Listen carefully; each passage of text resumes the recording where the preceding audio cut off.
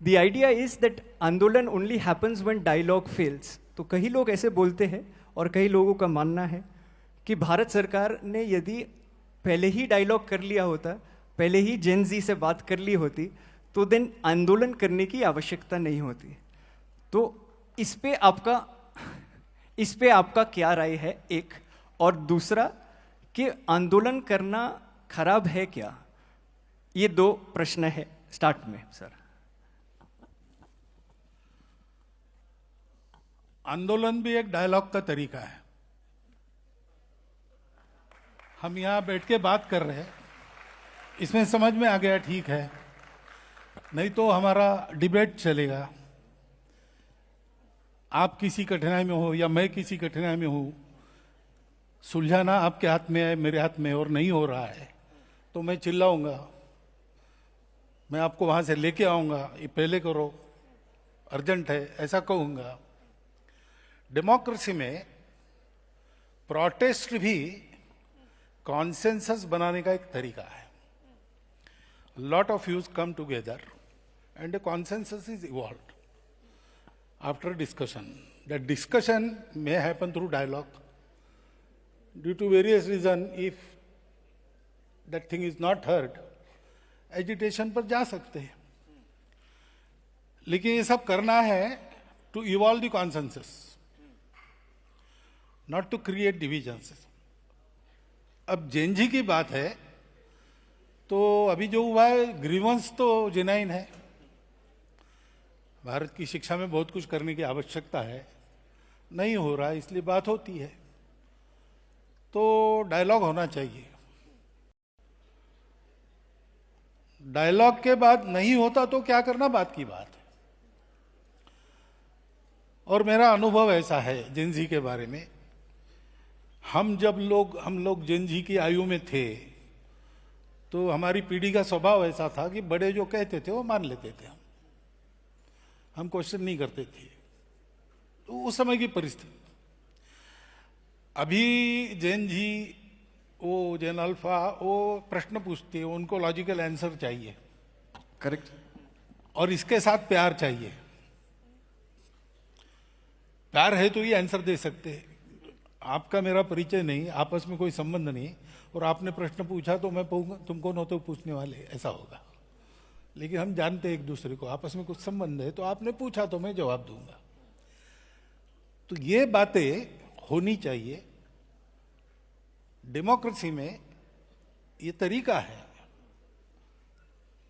अंग्रेजी में डिबेट कहते हैं, लेकिन हमारे यहां शब्द है शास्त्रार्थ।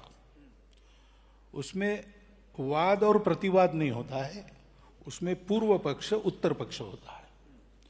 तो हम सब पहलुओं को देखते हैं और हर एक का अपना अपना देखने का नजरिया है, तो एक नया डायमेंशन ध्यान में आता है हर सब्जेक्ट का। तो we get so many opinions, even contrary opinions, that together form the total view of the truth. तो ये होना ही चाहिए। तो जेन जी ने आंदोलन नहीं करना चाहिए वगैरह, ऐसा मैं करूंगा नहीं। लेकिन कैसे करना, क्या करना डेमोक्रेसी में, इसके तरीके भी बताए हैं। अब कॉन्स्टिट्यूशन हमको जिन्होंने दिया, डॉक्टर बाबा साहब आम्बेडकर का, अगर 2 स्पीचेस हमने पढ़ लिए तो ये कैसे करना, क्या करना, उसका उसमें इंडिकेशन है, वो देखना चाहिए। और हम लोगों को भी ऐसा देखना चाहिए कि अगर जेन जी चिल्ला रही है तो विरोध के लिए नहीं चिल्ला रही, कुछ तकलीफ है इसलिए चिल्ला, बिल्कुल उसको ठीक करना चाहिए। एजिटेशन जो होना है वो आपके खिलाफ या मेरे खिलाफ न होकर वो सिस्टम करेक्शन के लिए होना चाहिए, करेक्ट। तब सब ठीक रहेगा। तो इसमें आप मानेंगे कि संवाद यदि पहले से ही शुरू हुआ होता तो ये बाद में विषय ज्यादा ऊपर जाता है नहीं? जो नहीं होना चाहिए वो जब होता है तो कहीं ना कहीं इसमें चूक हो जाती, तभी होता है।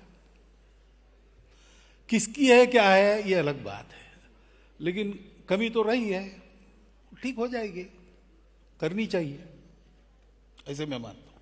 ठीक। और इसमें थैंक यू उत्तर के लिए। पर इसमें आप जब आपने बोला कि प्रोटेस्ट पर्टिकुलर डायरेक्शन में करना चाहिए, पर्टिकुलर मैनर में करना चाहिए, अभी सर कई बार ऐसे भी लगता है कि प्रोटेस्ट पे हम निकल आए तो लोग हमें एंटी नेशनल बुला देंगे, हाँ लोग हमें बोलेंगे saying that this people are agents of some country and so. तो सर नहीं, इसमें वो मैं कह रहा हूँ ना, इसमें मैं कह रहा हूँ हाँ कि जैन जी अगर एजिटेशन कर रही है तो एंटी नेशनल तो है नहीं, अपने लोग हैं, अपनी नेक्स्ट जनरेशन है। जी सर। इस अपनेपन से डायलॉग का साथ मैंने बोला अपनापन चाहिए, संबंध चाहिए, वो हमारा संबंध है, उसका रिकॉग्निशन चाहिए, तब ये डायलॉग होता है। वहाँ की बात हमको समझ में आती है, हमारी बात वहाँ समझ में आती है, ये होता है, तो होना चाहिए। और जैन जी वगैरह ऐसी है ऐसा मैं तो बिल्कुल नहीं मानता।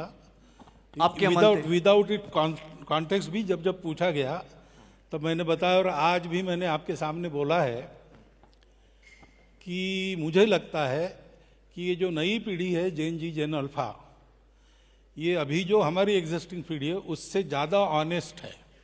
अरे वाह, बढ़िया है। और देशभक्ति और सेवा का ऑनेस्ट अपील उसमें चलता है। थैंक यू सर, ये आपने बताया सबसे ऑनेस्ट जनरेशन जेन अल्फा है। लोग बोलते हैं कि बच्चे भगवान का स्वरूप है, तो आजकल के बच्चे जेन अल्फा है, जेन जी है। पर सर तो कई बार ऐसे विषय आता है कि जैसे अभी प्रोटेस्ट में, आंदोलन में हुआ था कि ये बच्चे जो भगवान का स्वरूप है उन पे कई बार जो इनोसेंट है उन पे कई बार लाठीचार्ज होता है, पेलेट गन फायरिंग हुआ था। तो ये सारे विषय के और एक बात, हाँ आपका क्या मानना है ये होना चाहिए? ये जो बातें है ना जी, ये क्यों हुआ, क्या हुआ, इसके कारणों में जाना पड़ेगा, जिसके लिए जो जानकारी चाहिए मेरे पास नहीं है, आपके पास भी पूरी नहीं होगी ऐसा मुझे लगता है जी। लेकिन इसको देख के कहाँ गड़बड़ है ये तय करना पड़ेगा। मैं अभी ये नहीं कह सकता कि क्या हुआ, क्यों हुआ, क्योंकि सही गलत मुझे भी मालूम नहीं। आप भी पढ़कर बता रहे हैं, मैं भी पढ़कर बता रहा हूँ। आज सुबह मैं आ रहा था तो कुछ मॉड्यूल्स वगैरह इसमें घुस गए, उनका कुछ भंडाफोड़ वगैरह इसी न्यूज़ में पढ़ रहा था। वो कितनी सही है नहीं है मुझे मालूम नहीं, लेकिन मुझे अगर आंख मूंदकर विश्वास रखने के लिए कहा तो मैं जैन जी पर विश्वास रखूंगा। क्या बात है, वाह। अभी आपने एक चीज बताई जेन जी के बारे में कि आप वो ऑनेस्ट है, आप आंख बंद करके उन पे विश्वास करते हैं। और आपने एक बहुत महत्वपूर्ण बात बताई एजुकेशन के बारे में और शिक्षा के बारे में। ये संस्था में 300 अभी शिक्षक बैठे हैं, principals and owners of schools, they are also a part of this conversation sir. And therefore I wanted to ask you this sir कि 15 लाख स्कूल्स में अभी भी 1 लाख स्कूल्स है भारत में जहां हम लोगों के पास टॉयलेट्स की सुविधा बच्चियों के लिए नहीं है। तो sir guys let me finish the question. तो सर बेटी पढ़ाओ बेटी बचाओ अच्छा स्लोगन है, पर ये स्लोगन में बेटी पढ़ेगी कहाँ यदि उधर व्यवस्था ही नहीं है टॉयलेट की। तो सर ये एक सर दूसरा इसमें सर 15,000 स्कूल में अभी तक बेसिकली वाटर की फैसिलिटी नहीं है, पानी पीने की सुविधा नहीं है। तो सर शिक्षा, मैं मानता हूँ कई चीज़ हुई है शिक्षा में, बट शिक्षा में बहुत सारी चीज़ होनी चाहिए। और मेरे लिए तो ये नेशनल इमरजेंसी है, क्योंकि देश को यदि विकसित बनाना है तो शिक्षा ठीक करनी पड़ेगी। तो आप ये मानते हैं कि that the next generation to become stronger we should focus more on education, and if so what is the one education reform that you propose sir? पहली बात, एक से नहीं होगा, मैं 2-3 बताऊंगा। जी सर। पहला है कि शिक्षा ये कमर्शियल बिजनेस नहीं है जी, वो जीवन की नेसेसिटी है। इसलिए शिक्षा सर्वसुलभ हो, सबको मिले, ऐसा उसका स्ट्रक्चर करना चाहिए। तो इसमें तो बहुत सारा विचार करना पड़ेगा, फीस को लेके सारी बातें। दूसरा, शिक्षा हम सबकी रिस्पॉन्सिबिलिटी है, तो जिसका काम वो ठीक करे वो होना ही चाहिए। नहीं हो रहा है तो गड़बड़ है, उसको ठीक करना चाहिए। लेकिन मैं अपने जगह क्या कर सकता हूं? उदाहरणार्थ, कई जगह कई स्थान है हमारे यहाँ तो ग्रामीणों ने और कार्यकर्ताओं ने मिलके वहां के स्कूल को ठीक किया। तो ये ऐसी फैसिलिटीज नहीं थी, तो गांव वालों ने थोड़ी थोड़ी संसाधन जुटाकर ये फैसिलिटीज उत्पन्न की।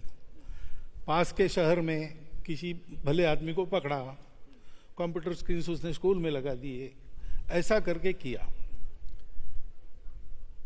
अब शिक्षा का जो फाइनेंशियल बर्डन है, अगर समाज पूरा ध्यान देगा, क्योंकि ये शिक्षा सरकार की दी हुई वगैरह नहीं है, ये हमारे बच्चों की शिक्षा है, तो हमारे बच्चों की शिक्षा ठीक हो इसलिए हमको भी एक्टिव रहना चाहिए, विजिलेंट भी रहना चाहिए और असिस्ट भी करना चाहिए। ये अगर एक्टिविज्म हुआ तो ये सुधार बहुत जल्दी आएगा। बाकी जिनको शिक्षा देनी है उनका भी ट्रेनिंग होना चाहिए। We have to start from teachers, train the teachers, ये करना चाहिए। बाद में फिर पाठ्यक्रम वगैरह बातें आती है, बाद में आते हैं नहीं, बाद में करने की नहीं है, साथ साथ करनी है। लेकिन बेसिक तो यह है कि शिक्षा हम अगली पीढ़ी बनाने के लिए दे रहे हैं, स्कूल चलाने या पैसा कमाने के लिए नहीं दे रहे, ये होना चाहिए। और हम सब लोगों का सहभाग उसमें होना चाहिए, सब लोगों का ध्यान रहना चाहिए, तो ठीक रहेगा। ये दो बदल अगर हम करेंगे तो बहुत जल्दी बातें ठीक हो जाएंगी। ऐसा कुछ जो हुआ है थोड़ा सा इस दृष्टि से, उससे मेरा अनुभव है। और बोल ही देता हूं मैं, आप लोग भी कुछ ऐसा प्रोजेक्ट लेंगे आगे, 15 साल हो गए, अब हमारी एक ताकत बन गई है, उसके भरोसे ऐसा अगर समाज को साथ लेकर शिक्षा में कुछ ठीक ठाक करना, ऐसा आप लोग करने लगे तो इस प्रयास में और बहुत एक बड़ी प्रयास की मात्रा जुड़ जाएगी।